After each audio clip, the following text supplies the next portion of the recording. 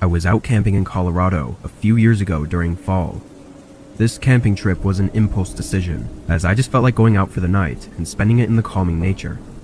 I had walked down a 2-hour trail that led to the spot I set up at. It wasn't a big campground like all the other places were. This was a small opening at the end of a dirt path that I'd found a couple years back, and nobody else ever seemed to come here. The forest around the opening was really nice too, and over the years I've gotten used to navigating it without getting lost. On this day, just an hour or so before sunset, I set out on a short walk around the area. Going for walks around this time is always the best, being that the woods are calm and the breeze starts to set in. I walked out and around for maybe 20 minutes before I saw something ahead. A man, walking in the woods just like me. He was crossing in front of me about 60 yards out, so pretty far, and he didn't look like he noticed I was there. But what was odd was the way he was walking. He was motioning his hands around and nodding his head, and although I couldn't hear him, I could see his mouth moving like he was talking. I waited to see if maybe someone was following behind him, but no, it was just him talking to himself. Maybe it wasn't something to get overly creeped out on, but I'd never seen anyone out here before, and the man didn't exactly look normal. After a minute though, he was gone. I turned around and went back to my tent, not really feeling comfortable being out in the woods with that guy wandering around.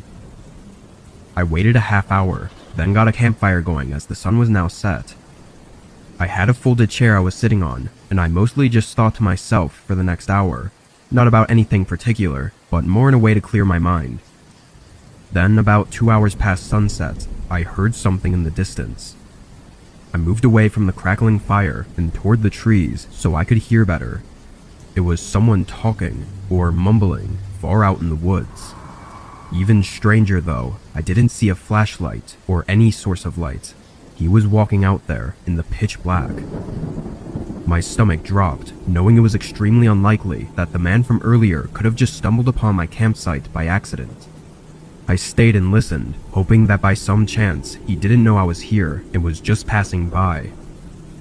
30 seconds later, the voice faded out.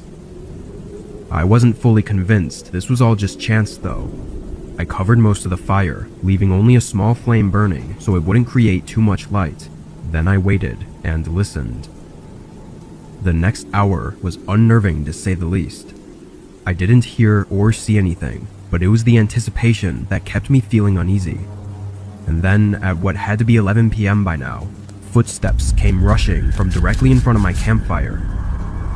I shot up from my chair and unholstered my pistol as a man I recognized as the one from earlier ran up to the other side of the fire and stopped just 10 feet from me.